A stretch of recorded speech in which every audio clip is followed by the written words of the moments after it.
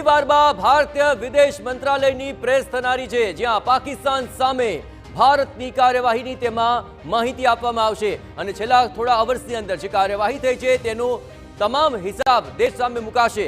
રાતભર જે કાર્યવાહી ચાલી તેને લઈને આ તમામ બાબતે જાણકારી અપાશે। આપણે જણાવીએ કે S-400 ડિફેન્સ સિસ્ટમ જેને કારણે પાકિસ્તાનના દરેક હુમલા નાકામ થયા છે, પરાસ્ત થયા છે, નષ્ટ થયા છે, તેને લઈને આખરે ભારતે જે આખી વ્યવસ્થા ગોઠવી છે તે અત્યારે મહત્વપૂર્ણ સિદ્ધિ સાબિત થઈ રહી છે। પણ થોડી જ વારમાં ભારતીય વિદેશ મંત્રાલયની આ પ્રેસ અને ગત રાત સુધીમાં જે કાર્યવાહી ભારતે કરી છે તેની તમામ જાણકારી આપવામાં આવશે। રાતભર સરહદ પર પાકિસ્તાન દ્વારા હુમલાના પ્રયત્ન થતા રહ્યા, સતત એટેક થતા રહ્યા, ડ્રોન દ્વારા હુમલા થતા રહ્યા, મિસાઇલ છોડાતી રહી, પરંતુ એ તમામને S-400 ડિફેન્સ સિસ્ટમે નાકામ કરી દીધા છે। પાકિસ્તાનનો એક પણ પેતરો, એક પણ હુમલો, એક પણ કાર્ય નથી ચાલી અને ભારતે તમામ રીતે તેને જડબાતોડ જવાબ આપ્યો છે। એટલું જ નહીં, આ તમામ બાબતોને લઈને અત્યારે ભારત એકદમ સતર્ક છે। પાકિસ્તાન સામે ભારત મજબૂત રીતે ઊભું છે। રક્ષા પ્રધાને આજે એક ઇમરજન્સી બેઠક બોલાવી છે। મહત્વપૂર્ણ અપડેટ આ અવરની રાજનાથ સિંહે સેના અધ્યક્ષ સાથે બેઠક યોજશે અને આ મહત્વપૂર્ણ બેઠકની અંદર આગામી રણનીતિને લઈને મહત્વપૂર્ણ ચર્ચા થશે। CDS અને ત્રણેય સેનાના અધ્યક્ષો તેમાં હાજર રહેશે। બેઠકમાં આગળની રણનીતિ અંગે સંપૂર્ણ ચર્ચા હાથ ધરવામાં આવનાર છે। વર્તમાન જે પરિસ્થિતિ છે તેને લઈને રક્ષા પ્રધાન તાગ મેળવશે અને બપોરે 2 વાગ્યે DRDOની પણ એક મહત્વપૂર્ણ બેઠક છે, જ્યાં DRDOની ઇમરજન્સી બેઠક બોલાવાય છે અને રક્ષા પ્રધાને આ બેઠકને લઈને આગામી રણનીતિને લઈને આ બેઠક બોલાવી છે। આ ઉપરાંત સેના અધ્યક્ષો સાથે પણ તેઓ બેઠક યોજશે અને આગામી રણનીતિને લઈને કોઈ પણ કચાશ ન રહી જાય તેના માટેના પૂરતા પ્રયત્નો લઈને આ ચર્ચા અતિ મહત્વપૂર્ણ બની રહેશે। તો આખરે આગામી રણનીતિ હવે ભારતની ખૂબ જ સ્પષ્ટ છે।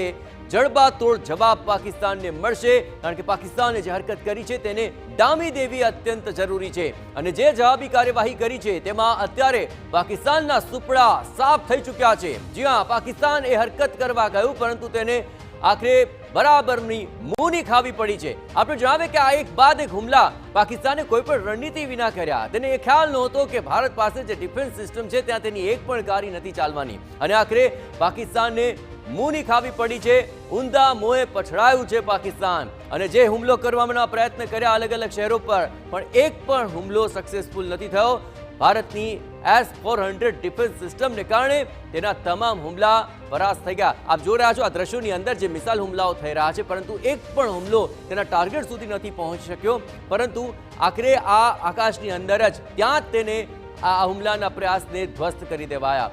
આપણી મજબૂત ડિફેન્સ સિસ્ટમને કારણે આ શક્ય બન્યું છે અને તેને જ લઈને આખી રાતભર જે કાર્યવાહી ચાલી તેને લઈને મહત્વપૂર્ણ એક બેઠક અત્યારે ચાલી રહી છે અને એક પ્રેસ પણ થશે અને તે પ્રેસની અંદર ગત રાતની તમામ સફળતાની વાત તેમાં મૂકવામાં આવશે।